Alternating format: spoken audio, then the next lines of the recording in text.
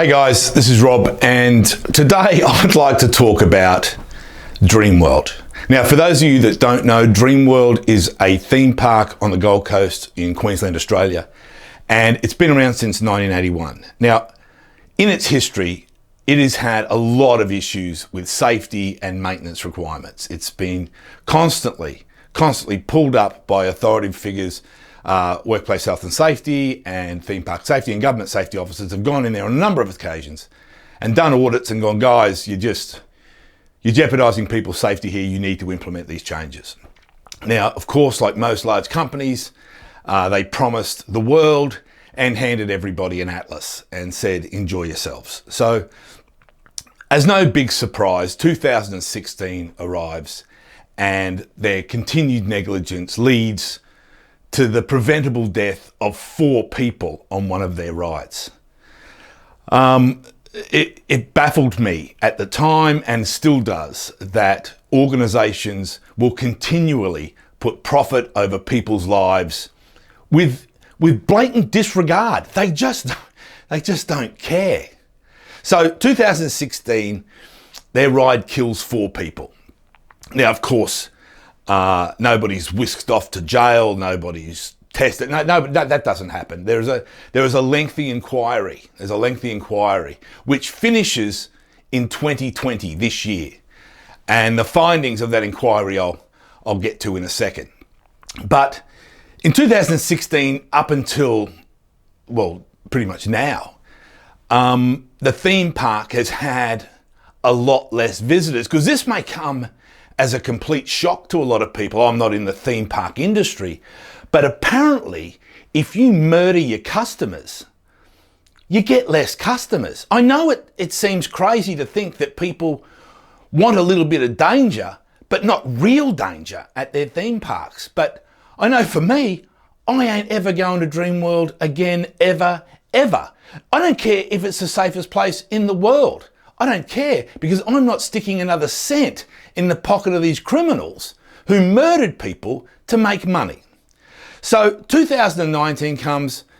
Dreamworld and Ardent Leisure, the owners of the company, are on the bones of their ass. They are hemorrhaging cash, because Dreamworld, as I said, is a dying entity. People do not want to go there. Well, then 2020 comes, and like a blessing from the heavens, COVID strikes.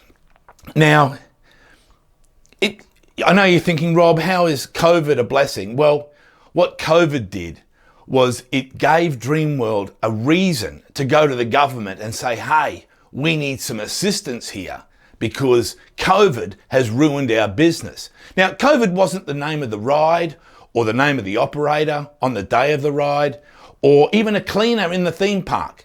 COVID is the same thing you and I think it is. It's that virus that stops people going out.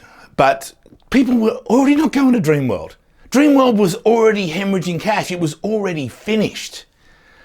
But the Queensland government, in its wisdom, took 70 million taxpayer dollars and handed it to this criminal organisation so that they could keep operating. Now, 67 million of it, I think, was allocated as loans, and 3 million was allocated as a grant. Just don't bother paying us back, just go and enjoy yourselves.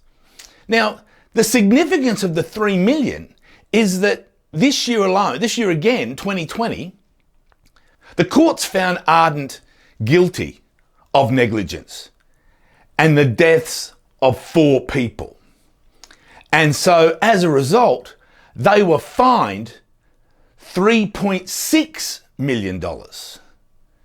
So I know what you're saying, Rob, you can't put a price on human life. Well, you can. You can. Apparently it's $800,000 a head if killed in a theme park. I know that seems weird, but that's the figure. Now, the maximum figure that the court could have awarded is 4.5, but apparently they get some sort of discount for, I don't know, pleading guilty. I've got no idea.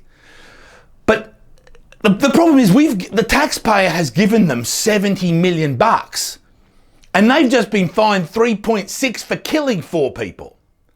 Now, the reason the government will say it gave the money to these criminals is because, Rob, these people create and provide jobs.